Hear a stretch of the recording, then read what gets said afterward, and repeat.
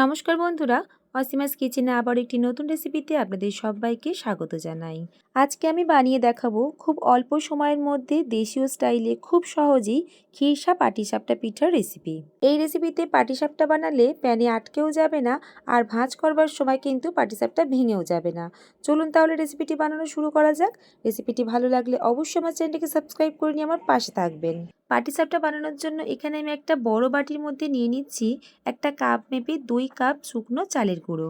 এটা আতপ চালের গুঁড়ি, তবে এই পিঠাটা বানাবার আগে অবশ্যই কিন্তু চালের গুঁড়িটাকে ডিপ ফ্রিজে 1 থেকে 2 ঘন্টা রেখে দিতে হবে। এখানে আমি সমস্ত কিছু পরিমাণ কিন্তু একটা কাপ মেপেই নিয়েছি।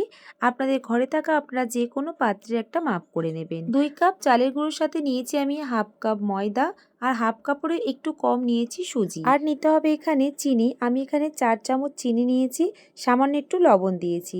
পাটিসাপটার ব্যাটারে কিন্তু কোনো রকম মিষ্টির ভাবটা বেশি করবেন না, তাহলে কিন্তু পাটিসাপটা তাওয়া থেকে উঠতে চাইবে না। সমস্ত শুকনো উপকরণ একবার ভালো করে মিশিয়ে নিয়েছি। তারপরে নিয়ে নিয়েছি এখানে আমি 1 কাপ লিকুইড দুধ। প্রথমে আমি 1 কাপ লিকুইড দুধ দিয়ে ভালো করে মিশিয়ে নিচ্ছি। তারপর নিয়েছি আমি 1 কাপ জল। আপনারা চাইলে কিন্তু এখানে ব্যাটারটা জল দিয়েও তৈরি করতে পারেন কিংবা দুধ দিয়েও তৈরি করতে পারেন।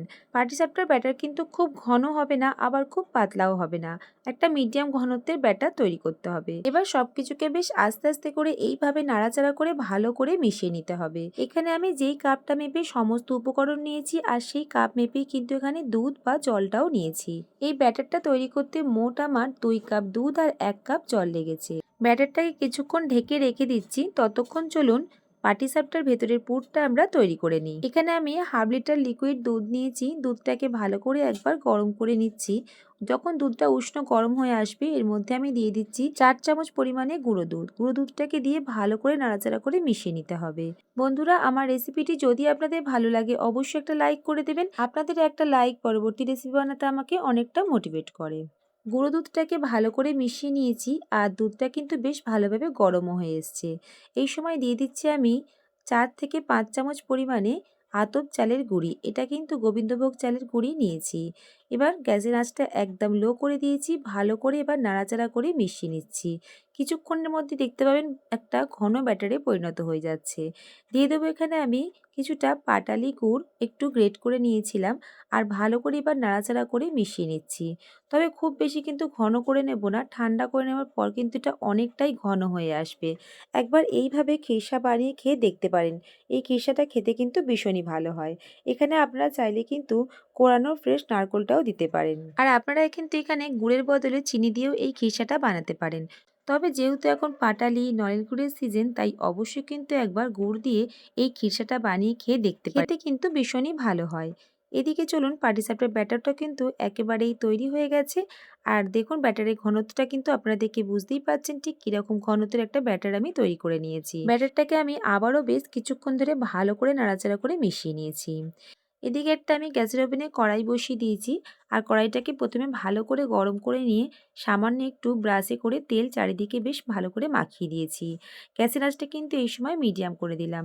এখানে আমি একটা হাতা মেপে হাফ হাতা পরিমাণে এখানে ব্যাটারটাকে দিয়ে দিয়েছি। ব্যাটারটাকে দিয়ে ঠিক এইভাবে কড়াইটাকে আমি আস্তে করে এদিক ওদিক করে একটু ঘুরিয়ে দিয়েছি। এবার পিঠার উপর দিকটায় শুকিয়ে আসা পর্যন্ত অপেক্ষা করতে হবে। যখন দেখবেন বেশ ভালোভাবে পিঠার উপরটা শুকিয়ে গেছে, এবার যেই খিরসাটা আমি বানিয়েছিলাম সেটা ঠিক এক সাইডে এইভাবে দিয়ে দিয়েছি। এবার একটা খন্তির সাহায্যে ঠিক আস্তে আস্তে করে এইভাবে উল্টে দিতে হবে। এখানে আমি কড়াইয়ের মধ্যে কিন্তু আজকে পিঠাটা বানিয়েছি। আপনারা চাইলে যে কোনো ননস্টিকের প্যানের মধ্যেও কিন্তু বানিয়ে নিতে পারেন। তবে কড়াইয়ের মধ্যে বানালে আমার একটু সুবিধা হয়েছে, তাই বানিয়েছি, যেহেতু 2 হাতে করে আস্তে করে একটু ঘুরিয়ে দেওয়া যাচ্ছে। তবে পিঠার ব্যাটার কিন্তু যদি আপনারা সঠিক পরিমাণে তৈরি করেন, যে কোনো পাত্রের মধ্যেই কিন্তু এই পিঠাগুলো খুব সহজেই উঠে আসবে। তাওয়ার মধ্যে কোনো রকমভাবে লেগেও যাবে না। আর বানানো কিন্তু একেবারেই সহজ। খুব কম সময়ের মধ্যে আপনারা ঝটপট করে এই পিঠাগুলো বানিয়ে নিতে পারবেন, কোনো রকম ঝামেলা ছাড়াই। আমি আবারও একটা একইভাবে বানিয়ে নিচ্ছি। কড়াইয়ের মধ্যে কিন্তু অবশ্যই অল্প করে আবারও একটু তেল ভালো করে চারিদিকে মাখিয়ে নিয়েছি। আর একইভাবে কিন্তু ব্যাটারটা দিয়ে 2 হাতে করে কড়াইটাকে ধরে একটু ঘুরিয়ে দিয়েছি। আর একপাশে ঠিক এইভাবে আমি পুরটাকে দিয়ে দিচ্ছি। একটা খুন্তি করে আস্তে, আস্তে করে ধরে ঠিক এইভাবে আমি উল্টে দেব। বানানো কিন্তু খুবই সহজ। আপনারা যে কেউ খুব সহজেই কিন্তু এই পিঠাগুলো বানিয়ে নিতে পারবেন। বন্ধুরা, আমার রেসিপিটি যদি আপনাদের ভালো লাগে অবশ্যই একটা লাইক করে দেবেন। আরও যদি ভালো লাগে আপনাদের বন্ধুদের সাথেও কিন্তু এই রেসিপিটি আপনারা শেয়ারও করতে পারেন। আর যদি এই রেসিপিটি আপনি আমার ফেসবুক পেজ থেকে দেখে থাকেন, পেজটাকে কিন্তু অবশ্যই ফলো করে নেবেন। আর কত সুন্দরভাবে দেখুন পাটিসাপটাগুলো উঠেও যাচ্ছে। একইভাবে কিন্তু আমি সব পাটিসাপটাগুলোই দেখুন বানিয়ে নিয়েছি। যতটাই দেখতে সুন্দর হয় বন্ধুরা, এই পিঠাগুলো খেতে কিন্তু অসম্ভব ভালো হয়। অনেকেই কিন্তু নারকেলের পুর খেতে চান না, সেক্ষেত্রে কিন্তু আপনারা এই সহজভাবে কিন্তু খিরসাটা বানিয়ে নিতে পারবেন। খেতে কিন্তু ভীষণ ভালো হয়। অবশ্যই বন্ধুরা বাড়িতে একবার ট্রাই করে দেখবেন। যদি বাড়িতে বানান অবশ্যই কমেন্ট বক্সে জানাতে একেবারেই ভুলবেন না যে খেয়ে আপনাদের কেমন লাগলো।